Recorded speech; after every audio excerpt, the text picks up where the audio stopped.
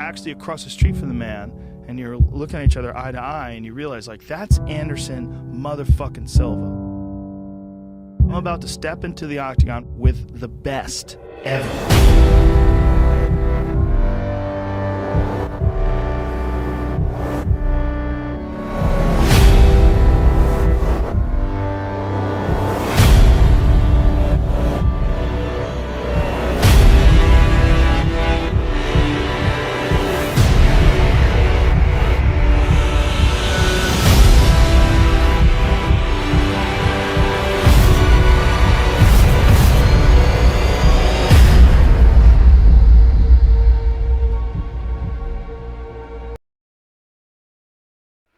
Anderson the Spider Silva. Anderson the Silva, atau yang lebih dikenal sebagai Anderson the Spider Silva, merupakan seorang seniman bela diri campuran asal Brazil dan pemegang rekor yang mempertahankan gelar terlama sebanyak 2.457 hari, dimulai dari tahun 2006 hingga tahun 2013, termasuk rekor UFC 16 kali kemenangan berturut-turut dengan rentang waktu tersebut. Presiden UFC Dana White, komentator Joe Rogan, dan sejumlah pakar seni bela diri campuran menyebut Silva sebagai salah satu dari seniman bela diri campuran terbaik sepanjang masa. Dalam 16 pertandingan, petarung MMA asal Brazil tersebut berhasil menang berturut-turut. Rekor yang sempat membuatnya menjadi manusia paling ditakuti lawan-lawannya di oktagon. Menghabisi lawan-lawannya seakan tanpa kerja keras. Namun, sama seperti semua hal di dunia ini, rekor kemenangan Silva tidak bertahan selamanya. Dalam dunia olahraga yang kompetitif, merindukan kemenangan dan kejayaan untuk datang lagi bahkan lebih sulit untuk kembali diwujudkan. Begitu mulai kalah, kebanyakan rekor tersebut akan terus memburuk. Misalnya saja Arsenal, yang sesungguhnya tidak pernah pulih pasca kekalahan yang mengakhiri rekor kemenangan 49 kali berturut-turut mereka. Penampilan Mike Tyson terus memburuk sejak dia kehilangan majunya. Rafael Nadal juga tidak pernah kembali mendapatkan julukan King of Clay setelah rentetan kemenangannya sebanyak 81 kali berakhir. Kadang ini sifatnya psikologis, semacam aura ketangguhan yang sudah hilang. Musuh mulai melihat kelemahan Anda dan Anda sadar Anda tidak lagi tak terkalahkan. Bisa juga ini terjadi karena faktor alami. Anda sudah bertambah tua, kemampuan Anda memudar, kecepatan Anda berkurang, sementara banyak kompetitor muda yang lebih segar. Namun, apapun yang terjadi nantinya, masa-masa kemenangan ini akan selalu dikenang. Mereka yang menyecahkan rekor akan selalu dikenang sebagai legenda. Dalam kasus Anderson Silva, rentetan kemenangannya sebanyak 16 kali di UFC telah menjadi puncak karirnya. Ini merupakan era keemasan atlet asal Brazil tersebut. Setiap pertandingannya, dia selalu berada di atas angin. Dia dianggap sebagai atlet tarung bebas terbaik sepanjang masa. Namun, sama seperti semua hal, rentetan kemenangan tersebut berakhir. Dan tidak banyak yang percaya bahwa momen spesial tersebut akan terulang kembali. Seperti yang Khabib katakan, nobody can be same long time. Nobody. No Tony Ferguson, no Khabib, nobody. And one day, someone gonna beat you or something gonna happen. You know, God don't give to nobody. It's like fear, power, like reaction, mental, everything in one level always. One day it's gonna be go down. You know, and his day come, and it was April. It was in April or May? May, yes. And I understand it's like Tony Ferguson's time is finished. You know, now he gonna come back. Someone gonna beat him again. I believe, because when you take damage like this, you never gonna be same. Never ever. Even if you're Tony Ferguson. Silva tak langsung menekuni MMA.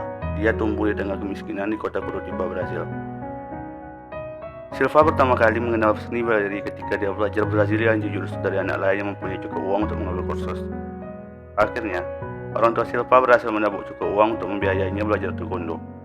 Sama seperti Jiu-Jitsu, dia berhasil meraih sabuk hitam di kedua nomor tersebut. Dia juga akhirnya meraih sabuk hitam di judo dan sabuk kuning di capoeira, sebelum akhirnya menjadi petinju dan atlet Muay Thai. Bahkan sebelum akronim MMA muncul, Anderson Silva sudah menghidupi jenis bela diri ini. Terbukti dari campuran atletik gaya bela dirinya yang berisikan tinju dan seni gulat, memberi dirinya kemampuan dasar sebelum akhirnya menjadi salah satu petarung terbaik di muka bumi. Sebelum UFC berkembang menjadi promotor MMA yang penuh glamor seperti sekarang, Ada beberapa turnamen kelas bawah yang menjadi ajang kebolehan para petarung. Silva mengambil jalur ini. Dia bertarung pada kelas welter di promotor MMA Jepang dan promotor MMA Inggris, Cattrack. Biarpun belum sepenuhnya menunjukkan kehebatan di turnamen-turnamen ini, Silva memamerkan momen hebat dan jenius, ditandai dengan serangan lututnya yang meng-KO atlet ternama Carlos Newton di Pride 25. Barulah, pada tahun 2006, Silva mulai terdaftar di UFC sebagai petarung kelas middleweight, dan disitulah kemampuan pertarungannya dan rentetan kemenangannya menjadi legenda. Chapter 2, Si Lemah Terkuat. Mungkin banyak orang yang tak sependapat dengan ini, tapi inilah kata yang paling tepat untuk menggambarkan Anderson Silva. Silva adalah petarung paling unrounded di MMA, tapi sayangnya dia tak punya power dan ketahanan fisik seperti monster-monster di kelas middleweight dan kelak heavyweight yang diikutinya. Dua hal terbaik yang dimiliki Silva dibanding kompetitor lain di kelasnya ialah kecepatan dan ketepatan. Ini adalah kekuatan sekaligus kelemahan Silva. Kelihayan Silva mengatur jarak dan kelincahannya membuatnya mampu bertahan di kelas middleweight dan light heavyweight yang penuh monster dengan power dan ketahanan fisik luar biasa. Di bawah pelatihan Jim Blackhorse, dia menguasai gaya bertarung penuh serangan balik yang agresif, menggabungkan pergerakan kepala ala boxing, keluasan tubuh capoeira, tendangan taekwondo, serangan lutut muay thai. Bayangkan, semua ini dikombinasikan dengan pukulan yang akurat, kemampuan untuk merubah posisi antara gaya ortodok dan southpaw, keahlian dalam bertarung rendah dan mengunci lawan. Silva adalah petarung gaya bebas yang hampir sempurna. Ada banyak contoh kejeniusan Silva di setiap pertandingan yang dilakukannya. Dia pernah mengajar habis Stephen Bonnar yang belum pernah kalah KO sepanjang karirnya. Stephen adalah petarung yang mampu menggunakan ruang oktagon secara baik. Menyadari hal ini, Silva memancing petarung asal Indiana tersebut untuk menyerangnya selagi dia menyandar di pinggir ring oktagon. Kemudian, Silva melangkah ke samping dan menghantam Stephen dengan tendangan berputar. Setelah itu, Silva menghujani Stephen dengan tendangan lutut seakan-akan dia sedang bermain-main. Saat pertandingan debutnya melawan James Irvin yang bertubuh lebih besar, Silva berhasil menangkap tendangan ke arah paha dari lawannya, lantas menonjok muka lawan sambil terus merangkul kaki musuh. Irvin terjatuh ke dalam posisi pertahanan terbuka, memberikan kesempatan bagi Silva untuk masuk dan menghajarnya sampai habis.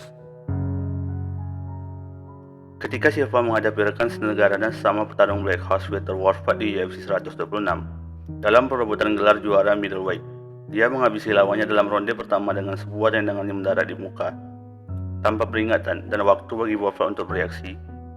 Gerakan Silva yang tenang dan mulus berhasil mendaratkan ujung kaki di kepala Warford. Semua pertandingan ini dan semua kemenangan di periode itu merupakan contoh dari kejeniusan Silva mengatur tempo dan kecepatan serangan. Bentuk dari pergerakan yang estetik, menandai eksistensi kecantikan manapun, biarpun dipenuhi dengan darah dan suara jorokan berteriak-teriak. Di kaki, tidak ada yang lebih mematikan dari Silva dalam sejarah UFC. Statistik mengklaim bahwa Silva hampir tidak tersentuh. Di luar rekor KO-nya, Silva juga menjadi striker paling akurat yang pernah mencatat 67,8% dari serangan signifikan. Dia tidak pernah mendaratkan akurasi kurang dari 50% dalam salah satu dari 16 pertandingannya di UFC. Dan dia juga memiliki 17 rekor knockdown. Ya, rekor UFC lainnya. Chapter 3, Silva vs Forrest Griffin. Biarpun ada banyak pertandingan lain yang menampilkan beragam serangan Silva, pertarungannya dengan Forrest Griffin, musuh terberat yang juga mantan juara light heavyweight, dipenuhi dengan keahlian yang akan membuat Anda menganga. Di pertandingan ini, Anda akan melihat 3 menit aksi MMA yang luar biasa. Griffin digelar sebagai spesialis menendang yang tahan banting. Namun, tetap saja dia dimainkan oleh Silva sedari awal. Biarpun lebih besar dan kuat, setiap serangan Griffin terlihat bodoh akibat gerakan Silva yang cekatan. Dalam 3 menit tersebut, tidak ada satupun pukulan Griffin yang masuk, dan dia diajar jatuh 3 kali oleh Silva. Yang terakhir, Silva dengan santai menghindari setiap pukulan Griffin, sebelum mendaratkan pukulan jab santai yang membuat pria seberat 92 kg itu roboh. Yang membuat pukulan ini begitu indah dan alasan kenapa pukulan ini luar biasa namun juga aneh untuk ditonton. Sama seperti momen-momen jenius di olahraga lainnya, sulit untuk membayangkan apakah Silva melakukannya dengan sengaja atau tidak. Apakah Silva sadar bahwa Griffin menggunakan seluruh berat badannya ke dalam pukulannya, sehingga Silva bisa menggunakan semua beban itu untuk membuat pukulan jabnya efektif. Rasanya sulit untuk mempercayai bahwa ada orang yang bisa menyadari hal semacam itu di tengah panasnya pertandingan. Tapi, kalau ada orang yang bisa melakukan hal itu, Silva lah orangnya. Pukulan ini sangat akurat dan terlihat tidak membutuhkan banyak usaha. Namun, berhasil menghabisi lawan dengan satu gerakan saja. Peristiwa tersebut hanya dinobatkan sebagai salah satu pukulan paling impresif dalam karya Anderson Silva, tapi juga dalam sejarah MMA. Aku mencoba memukulnya, dan dia benar-benar hanya menggeser kepalanya dan melihatku seperti orang bodoh, ungkap Griffin saat di sebuah interview radio. Dia melihatku seolah mengatakan, "Kenapa kamu melakukan hal konyol ini?" Lalu dia memukulku, rasanya seperti seorang anak kecil yang mencoba bergulat dengan ayahnya. Chapter 4, kalah dengan senjatanya sendiri. Silva vs Chris Weidman. Namun, sama seperti semua hal, cinta dan alkohol lambat laun mengkhianati kita. Anderson Silva pun tak lolos dari hal ini.